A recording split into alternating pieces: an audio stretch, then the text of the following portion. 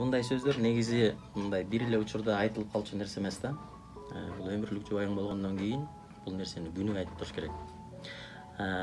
Бул эми адамдын практикасында калып калганда аялдар кулагы менен сүйөт дегендей да. Канчалык жакшы жылуу сөз арнап турсаң, ошончолук сага сүйүүсүн арнап, өмүрүн арнап, сен менен жакшынакай гүлдөп жашап келет да. Анан күнүмдүк эле айтып турган сөз эмес, мен ошо жүрөгүмө жакын Нурак Абдрахмановдун жакшы бир сага деген ыры бар, ошону кара сөз түрүндө айтып берейин деп чечтим да. Жан дүйнөмдү үмүткө термей, кыялга термей, сага, жаным сага санаалар сансыз агылат селдей. Карап, карегим талып издесем да, бүт дүйнөдөн таппадым сендей, көрбөдүм сендей.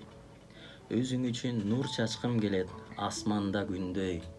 Өмүр бою өзүң деп ырдайм, чарчоону билбей. Карап, карегим талып издесем да, бүт дүйнөдөн таппадым сендей, көрбөдүм сендей.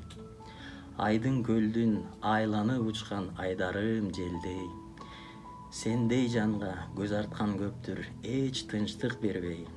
Ишен жаным, абайла жаным, ким болсо да чын баркыңды биле албас мендей, сүйө албас мендей. Ай баракелде, колчоолор. Мен жаным.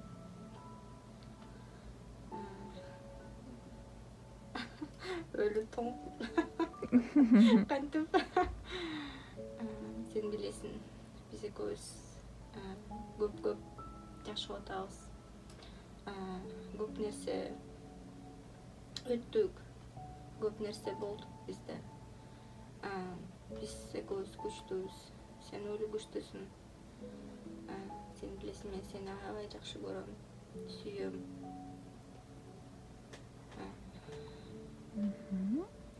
Сага рахмат. Кафе, баягы эле кафеде сен келген эмес болсо мен эмне кылмакмын деп. Каякта жолукмакпыз деп. Ошол сага Кудайга ыраазымын мен. Сен менен жолугуп, сени сүйүп, экөөбүз ортого сүйүү бар, балдары бар. Ошол сага рахмат. Ай баракелде, колчоолор.